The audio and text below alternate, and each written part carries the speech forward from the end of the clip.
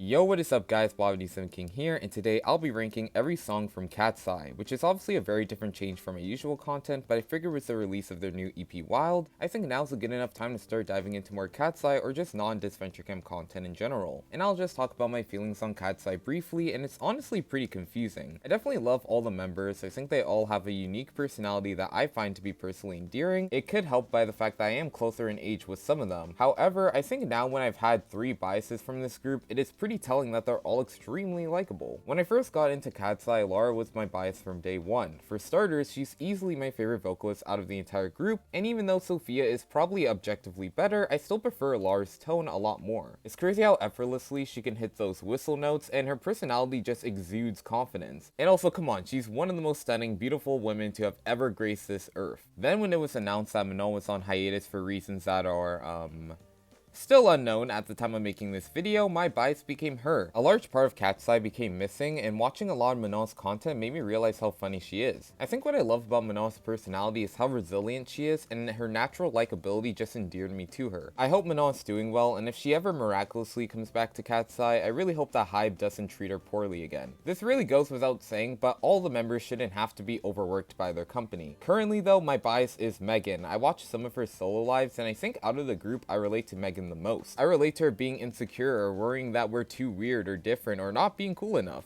I love that she also speaks out about mental health, as mine has really been tested the last year and also through childhood. I find it commendable that someone who's my age, who's also very successful, openly speaks out about that. Like Manon, Megan is really funny, but in a different way. I relate to Manon's school life a lot, so a lot of her jokes really land. I'm being so serious when I say that my favorite memory of high school was graduating, because aside from being with my friends, nothing really beats the relief of never having to deal with that place again. Though at my commencement, it wasn't really that much relief, because after I walked the stage, I had to piss, but yeah, I'm getting off track. Megan is just so corny, and that's really my humor. I love making people cringe or weirded out sometimes, and I give the aura of a weirdo trapped in an attractive face and body, not to toot my own horn. I think all the girls in Katseye make for an elite choice for a bias though. The hate that they get is pretty unwarranted as well, but I think that's for another video to discuss on that. Anyways, you guys came for the rankings, and that's what you're going to get. I will be including Unlove You, Time-Lapse Flame, Monster High, and Iconic by Mistake, and with all that out of the way, in dead last we have Internet Girl. Look, I think the member hate for Katseye is 99.9% of the time undeserved. However, some of their songs are just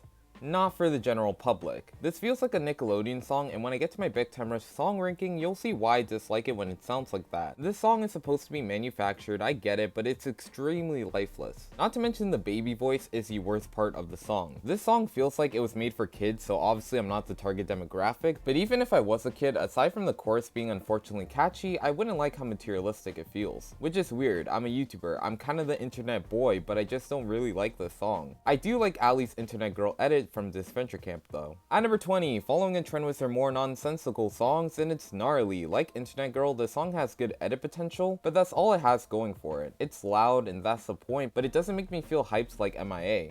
Probably because this song just has no real direction to me. At number 19, what a shock, another gimmicky song, and it's Hootie Fruity. I will admit that ever since I saw the line distribution with the backing vocals sped up, and I mean seriously, it was really sped up, I haven't been able to hear the song the same.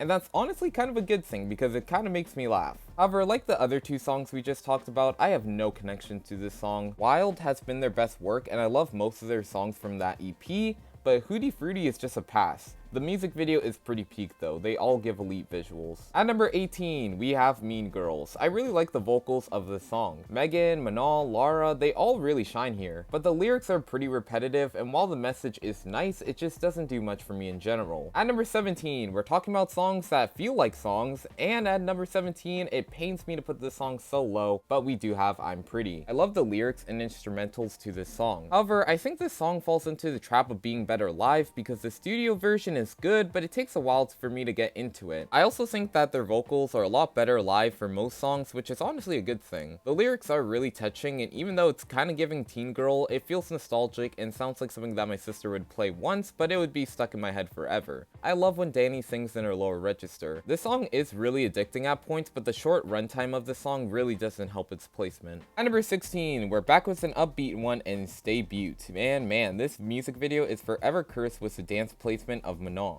She's mostly just resigned to the back, and that's just kind of odd, but I'm not ranking their music on their music videos, I just feel like pointing it out. This song easily has one of the best beats that they've ever used in a song. And man, it feels like I'm running to win an elimination on the challenge. I also love how the verses are a lot slower compared to the chorus. It just makes the song overall have a great atmosphere. Sophia easily owns the song for me. Where the song falls short though is honestly just personal preference. I don't think the other girls shine as much as Sophia here, thus making this song feel a lot less memorable and less replayable. Also, there's another song that I feel does a better job at hyping me up for runs.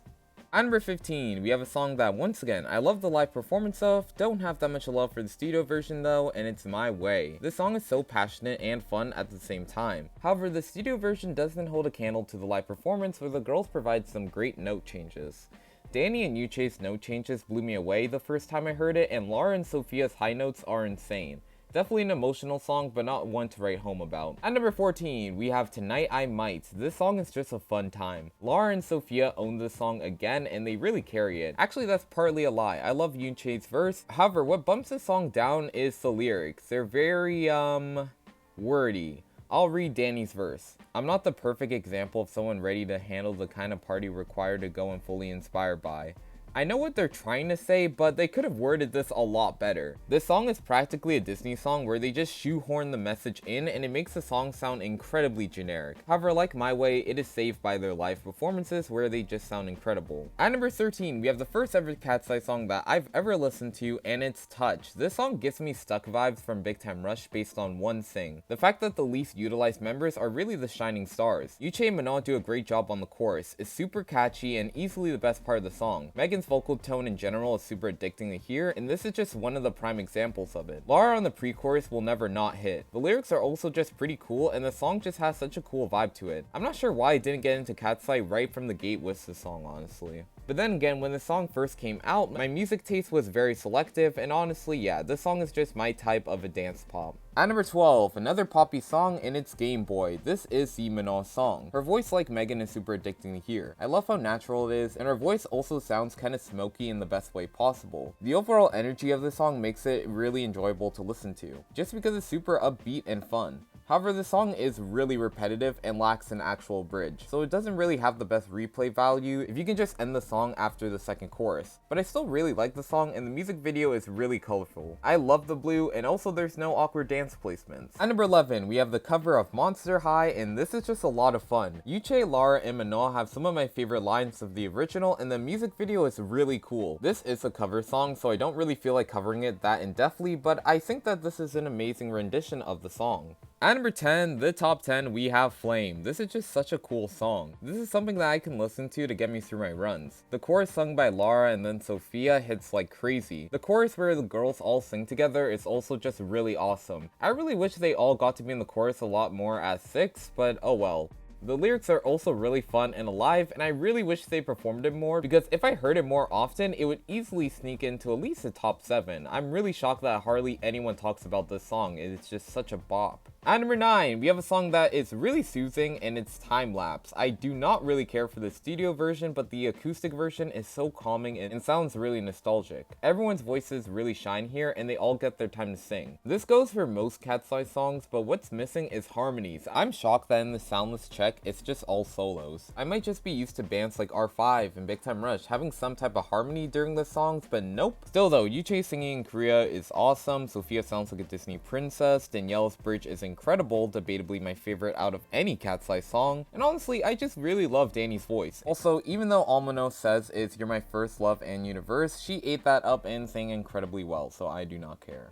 At number 8, we have a song that gets a lot of love, and while I definitely also love it and the music video, it isn't my favorite song in the world, and it's Gabriella. I love R&B, and you can clearly tell its influence within the instrumentals. But the Latin feel to this song also makes it stand out as unique, and I think those two genres fit in really well. This song is also just a lot of fun, and the lyrics don't make me cringe, so that's also a plus. Daniela once again kills the bridge with her falsetto. I struggle between who's a better singer, Danny or Megan, but it's moments like these that make me truly think that this this debate isn't even worth having. Everyone provides great vocals though, and the production quality is incredible. At number 7, the only collab, and it's iconic by mistake. I won't dive into the other two girl groups because this is a Katseye video, but know that I think La Seraphim cooked. Megan and Danny's vocal blend is amazing. The chorus is just so catchy, and I'm glad that they gave it to the two with the most addicting voices. Yuche and Lara going line for line is also just so sick. Sophia delivers as well, but I think those four are the best part of the song for me. At number 6, we have another semi-R&B track, and it's That Way. Finally, another wild track to talk about, and this song is just so fun and groovy. The lyrics are a lot of fun, and if I had to compare it to a Big Time Rush song, it would be Your Way, which I know is pretty ironic. Everyone delivers some great vocals, the song is really flirty, and even though I'm not the target demographic, this song has me wanting to act right for my future partner. At number 5, the final song from Beautiful Chaos, and it's MIA. This is the best hype song that Katseye has in my opinion. Megan opens up with the first verse, and that's how you know it's going to be good. Manoa and Danny kill the pre-chorus. Yuche's second verse is quite literally my favorite verse in any Katseye song. The way she just goes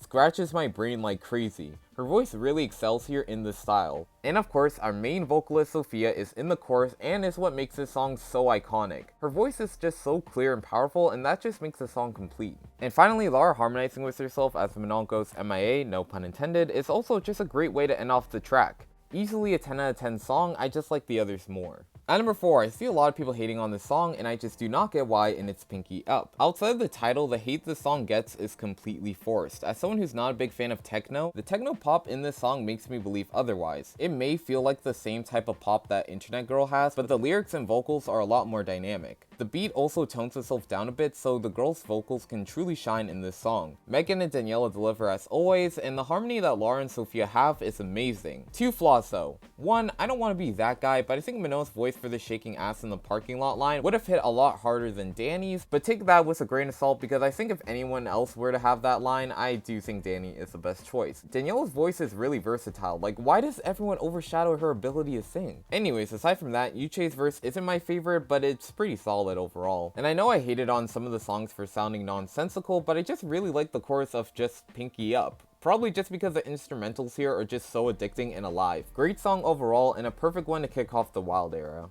At number 3, really all these songs are interchangeable for me, however I'm going with personal preference, and at number 3 we have Animal. And this will be a shock to anyone who knows me because when this song first came out, I was a fan.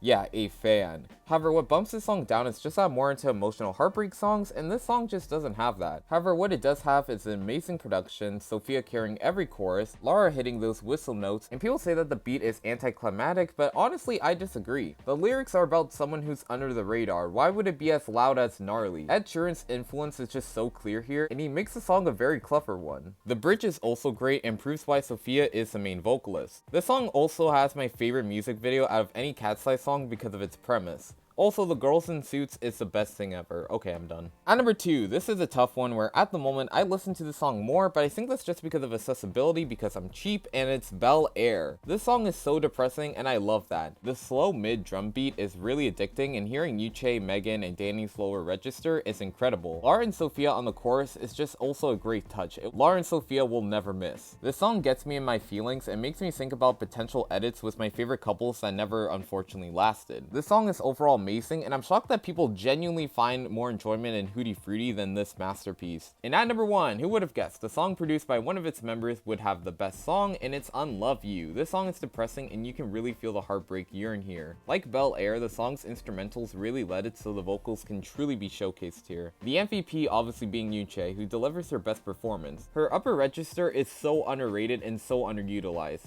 Lara with the insane whistle notes as always, and Sophia's belts will never not hit. I'm serious when we say we need more Yuche-led choruses because she can sing like heaven. Lara's voice is also majestic. She really gives the song that extra feel that whoever this song is about fucked up hard. Like, seriously. Anyways, yeah, the intimacy of both Bel Air and Unlove You is unmatched, but I think the final chorus of Unlove You is just better, so yeah, I have to put Unlove You at number 1. And that is the song ranking. Thank you all for watching. Hopefully you all enjoyed. Stay tuned for more content in the future, and I love you all. Peace out.